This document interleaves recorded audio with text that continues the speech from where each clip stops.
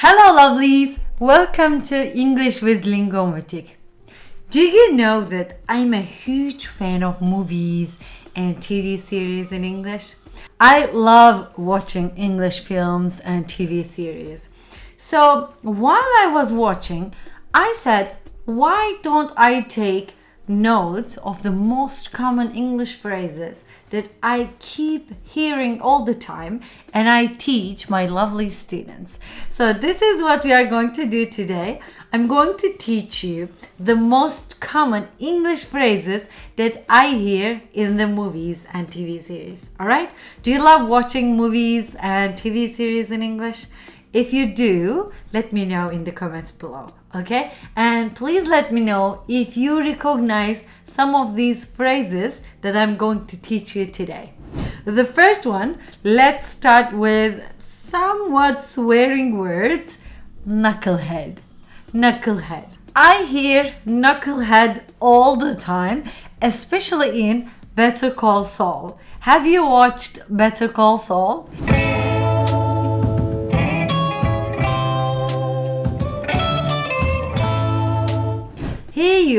Saul, the lawyer, he uses this a lot when he's angry with someone.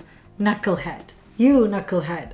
So it means stupid person, dumb person. Okay, silly situations. We use it when we are angry with someone. Of course, we don't want to say this to someone we love. Probably we are angry and we hate someone. We can say knucklehead. It means stupid person. Now, these three knuckleheads. And similar to knucklehead, we can say moron or dimwit. All of them have the same meaning, all right? Second one is to do a dumb thing. To do a dumb thing. Notice how I pronounce dumb. Dumb. I don't pronounce the B sound at the end. Did you notice? Dumb. To do a dumb thing. It means to do a silly thing. Dumb means silly, stupid thing. For example, I did a dumb thing yesterday and I called my ex. If I say this, of course, it is always a dumb thing to do to call your ex. So this is an example, okay? Just for you to make sure you understand this dumb sound, when M and B are together, we usually don't pronounce B at the end. For example, thumb or crumb, bomb. In all of these words, B is silent. All right? And it was a really dumb thing to do. That was a dumb thing to do.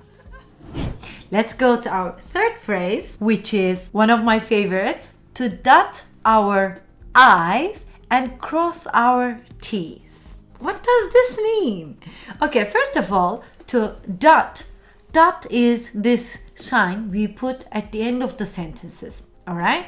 So to dot our I's, like we put a dot on our letter I, and we cross our T's. Do you remember, maybe in some cultures, maybe in your culture, when we start learning writing, handwriting, we used to keep our hand always on the paper until we finish the word. And then we do this final touches. For example, the dots or these crosses, right?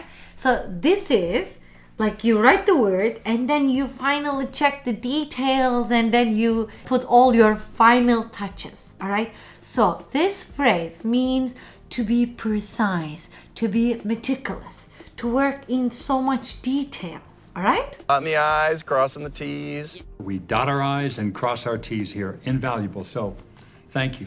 I hope this was clear. Now, next one is a bit of a reach or a bit of a stretch, all right? Stretch is this when we do this I'm stretching my body, like I'm extending my body.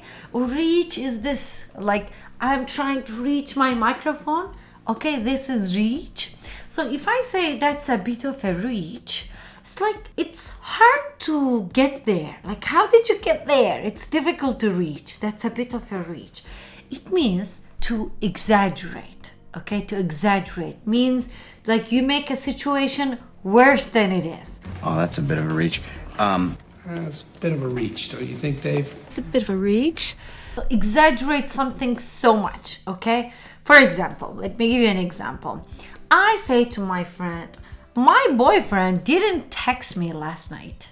And my friend says, probably he's cheating on you.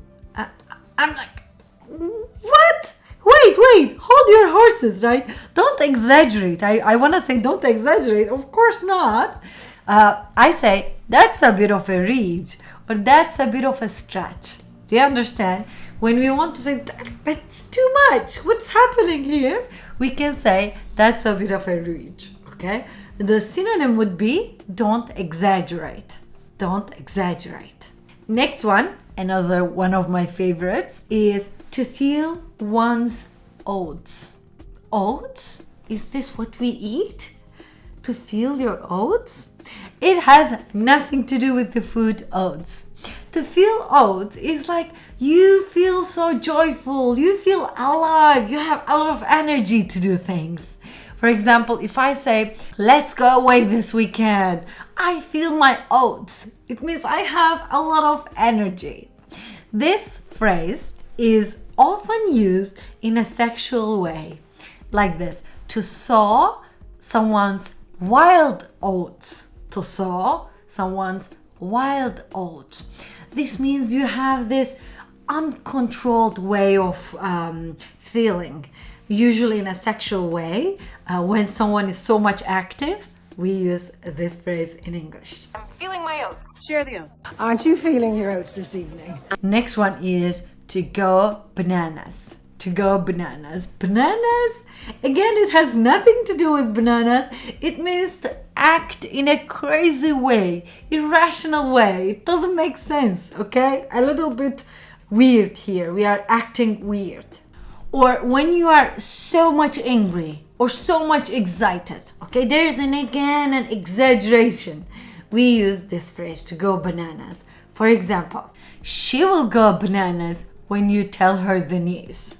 Probably here we mean like she will be so angry. Or look at this one. When she came onto the stage, the crowd went bananas. Like imagine Taylor Swift. We went to her concert and she came onto the stage and oh my God, it's Taylor Swift. Of course, I'll go bananas, right? I love her so much. So this is like so much excitement, okay? So according to the meaning, it can be so angry or so much excitement or in an irrational way, okay? In any way, the meaning is like exaggeration, is too much.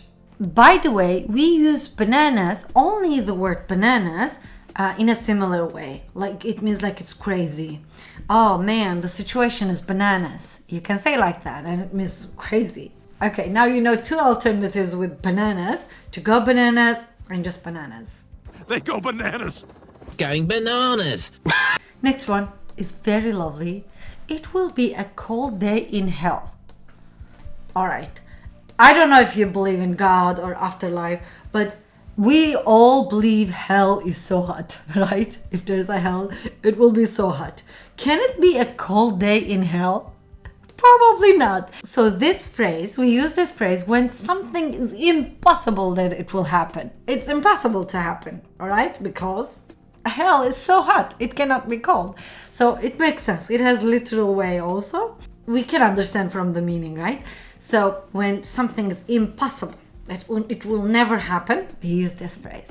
It'll be a cold day in hell. And it'll be a cold day in hell. For example, there will be a cold day in hell before he manages the company. It means he will never manage the company well. Next phrase is to go south. To go south. To go south? Again, I'm sure you are not surprised. It has nothing to do with going south. This means to fail, to be unsuccessful in something. For example, a lot of people ended up losing money when economy went south, when economy became worse, okay? So something is going worse, we can say to go south. Not north, south. Everything's gonna go south. Number 9 is to fight tooth and nail.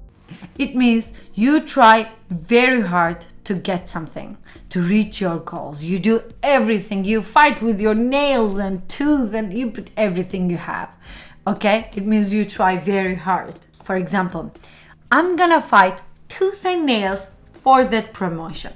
It means I'm gonna do everything that is necessary to get there. Someone who will fight tooth and nail. Next one is to sleep on it. To sleep on it. We are not sleeping literally on it, but actually we are sleeping and we are deciding for something important the next day. You don't want to decide on that moment. You are going to make a decision tomorrow. Let's sleep on it, pal. Hey, Let's sleep on it. I sleep on it. Number 11. What on earth? Oh my God, I hear this a lot. On earth. It has nothing to do with our world, our lovely earth, but what on earth is like a surprise reaction. For example, you enter the room and you see a mess. I leave it to that your imagination. Imagine you see a mess and you say, what on earth is going on here? You're so surprised. So it's showing this surprise feeling. what on earth? What on earth? What on earth? Next one is to be up. I added this one to my list especially because up usually is like, okay, going up this word, this movement, but to be up also has a meaning like I'm next. Imagine it's my turn. I'm going to talk next and I say, I'm up.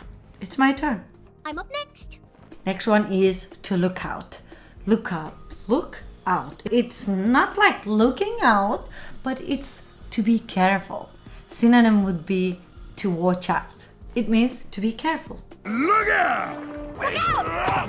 To be under the weather.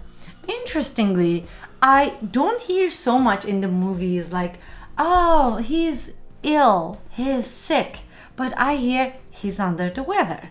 Of course, there is nothing wrong with the other sentences, but these are the most common ones that natives use, okay? So if someone is sick, we just say, oh, he's a little bit under the weather. A little bit is like giving this little meaning, a little bit under the weather. He's sick. A little under the weather. Little man's under the weather. And the final expression is to be sick of something or to get sick of something. It means you are so tired of something.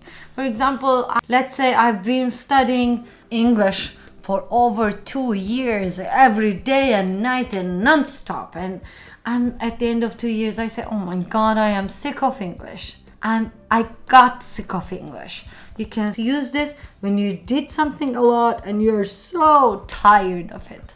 Sick of being here, ready to be. Sick of it. Alright, lovelies. I hope you enjoyed this video. That's it from me today. These are some of the most common phrases I hear a lot. If you enjoyed this, let me know so I keep doing part 2 if you like this video. And if you want to learn English from beginning until B2 level, check out my website. And we have live speaking session every week.